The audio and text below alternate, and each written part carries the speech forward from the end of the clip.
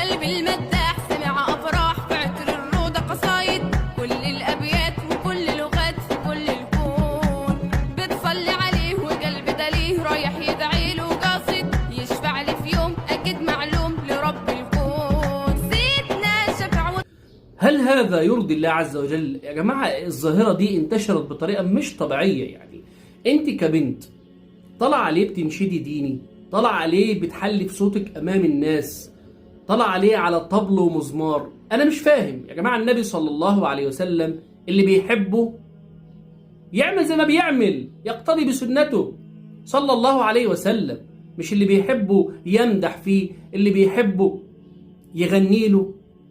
يا جماعة النبي صلى الله عليه وسلم قال لا تطروني كما طرت النصارى عيسى ابن مريم. مدح النبي كتير غلط اصلا، لا يجوز. والنبي اللي قال لك كده اهو، لا تطروني كما طرت النصارى عيسى ابن مريم. فموضوع الانشاد الديني للبنات، بل قراءة القرآن للبنات، البنات اللي بتطلع في اللايفات وتبقى لابسه نقاب ولابسه لانسز لا ايه يا جماعه اللي انتوا بتطلعي ليه على الشاشه وتمسكي مايك وتقراي قرآن؟ على رأي الشيخ أبو إسحاق الحوني رحمه الله، هو إيه اللي أثروا في الرجالة عشان أنتوا تطلعوا تقرأوا قرآن؟ أو عشان أنتوا تطلعوا اللي أنت تنشدي ديني؟ فيا جماعة كل هذه الأفعال لا تجوز. لا يجوز للمرأة إن هي تخرج تنشد إنشاد ديني. وللأسف الشديد كمان يا جماعة بيخرجوا مع الرجال، تلاقي الشاب قاعد والبنت قاعدة وهو ينشد وهي تنشد. هذا لا يجوز يا جماعة.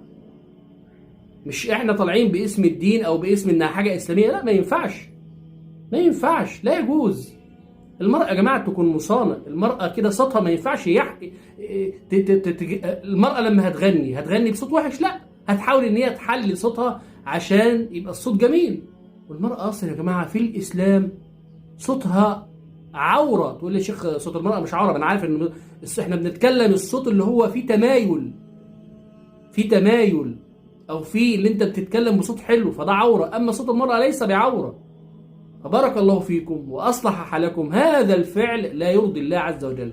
فانا اناشد كل بنت بتنشد ديني، وكل بنت بتطلع في لايفات او بتطلع تقرا قرآن بصوت وبتبقى لابسه نقاب وباصوات يعني الله المستعان، وتقرب وتطلع رجاله جستات، كل هذا لا يجوز، لا يجوز.